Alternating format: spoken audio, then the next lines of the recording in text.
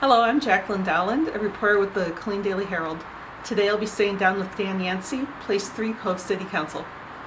What is your professional and/or government history, and how does that experience make you uniquely qualified to be a council member? I've been in banking for 33 plus years, which I deal with a lot of small business as well as commercial and residential developers, people that help build a city. And I see things from their side of the aisle, and I think that is one of the things that makes me qualified to be able to look at some of the issues that they have building within a city and try to mitigate those issues as much as possible to allow that growth to occur. I've also, from a government standpoint, I've served on the Copperas Cove Economic Development Corporation for a number of years, successful in 3 different land swaps with the Army that has added a number of acres and millions of dollars in tax revenue to the tax base of Copperas Cove. And I believe those 2 things help me to be able to give a lot of experience and a perspective to the City Council that many other members do not have.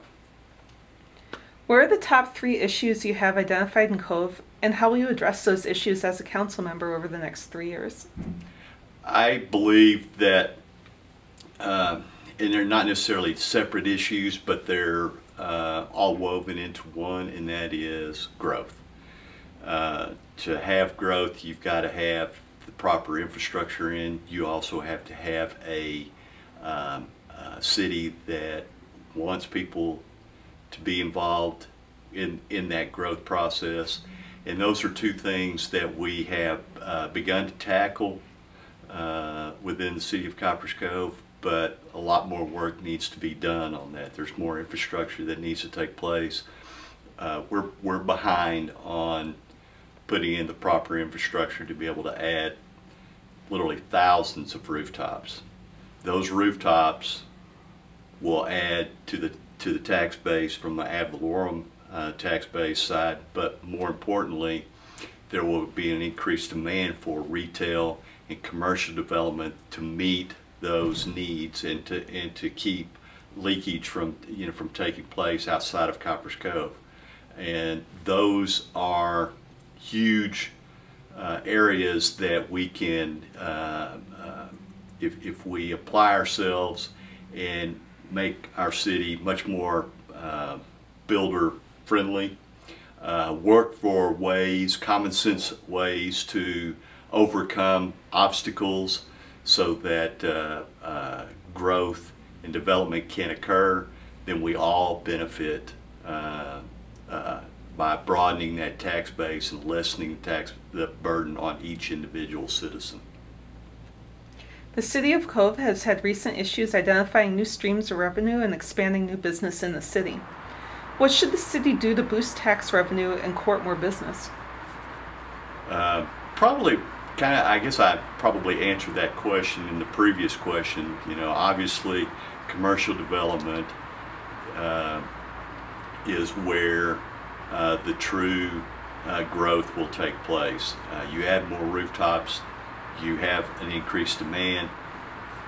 Marketing demographics for businesses will see those numbers, and they will respond to those numbers.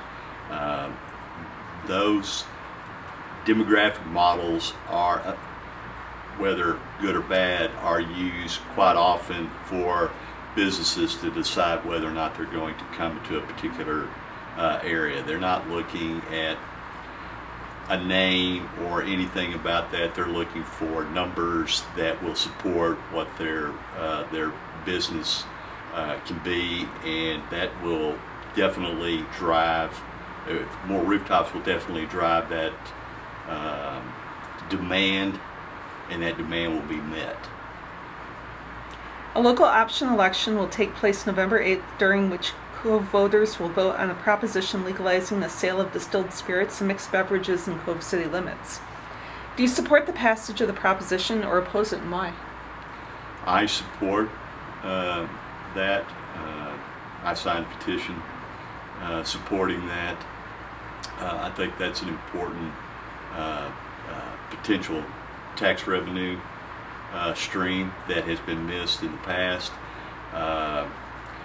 We ran across this same issue several years ago whenever we allowed the sale of beer and wine in Copperas Cove, and there was a lot of hue and cry about increased traffic accidents, all kinds of the sky is falling kinds of accusations, which were proven to be untrue.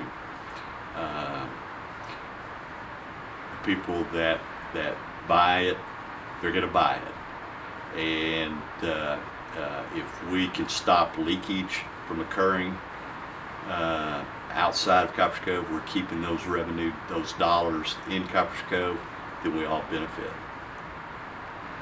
Cove is known as a veteran-friendly city mainly due to the city's ongoing relationship with Fort Hood. In light of issues nationally in providing adequate resources and support for veterans, how would you like to see the city improve its relationship with veterans in Cove? I'm not a veteran. I very much admire those that are veterans. I do think, to my knowledge, I do think that Cove has a very good relationship with its veterans. I've not heard any complaints or issues directed to me or to any other council members that I'm aware of talking about issues with veterans. There are some veterans helping veterans organizations within Copperas Cove. We lease, the city leases a building to a veteran organization doing just that, helping veterans, and I think Cove has done a pretty good job. Can it do better? Just like everybody else, certainly. And I would invite any veteran that does have some issues to let me know, so that we can try to address those and move forward, because that is a vital part of our makeup within Copperas Cove veteran population.